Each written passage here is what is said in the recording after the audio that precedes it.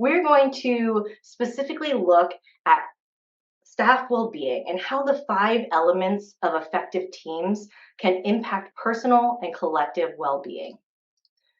And we're going to start off with this idea from the National Center on Safe and Supportive Learning Environments.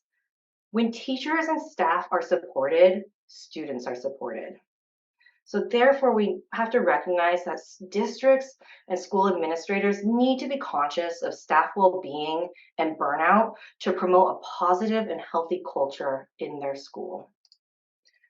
And ultimately, staff well-being has a really big impact on a site's culture of wellness through things like staff absenteeism, staff effort and effectiveness throughout different departments, staff morale, and overall job satisfaction. So as you can imagine, when these elements are thriving, schools have more continuity of instruction for students, staff, and family relationships are stronger, and the schools have a more supportive climate and culture overall.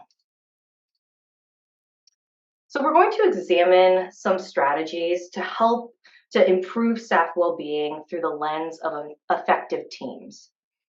And it's clear that many of us are probably on at least one team at work and even might be on some teams outside of work as well. But we all know that teams might not be created equal, right? You probably have an experience where you were on a not as effective team and one where you were on a pretty effective team.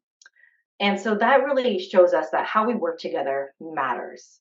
And the research shows that healthy teams have a significant impact on us individually and on our work as a collective.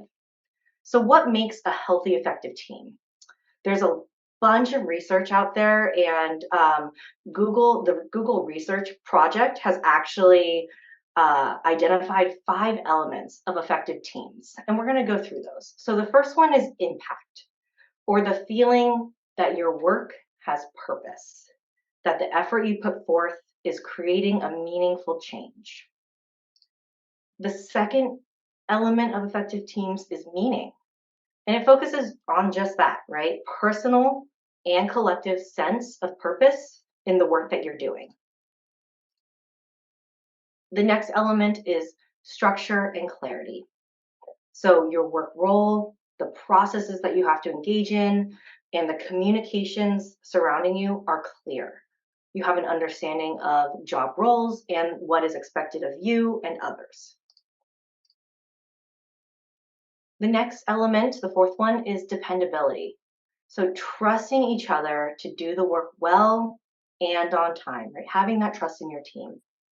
And it's that kind of predictable and consistent support that's given and received by all of the team members, including yourself.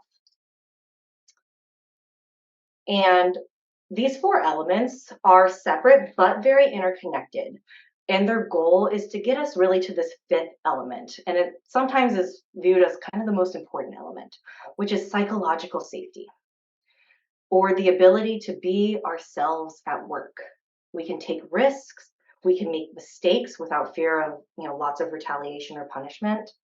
It's really the comfort in bringing your full self to work and having your contributions feel valued. And this 5th element, as a little caveat, is always a journey. You're not going to get it right. Your team is not going to get it right all of the time. But the idea is keeping these 5 elements as our goal or our North Star, which makes it possible to create stronger, healthier teams. And so today we're going to practice 2 strategies that promote staff well-being.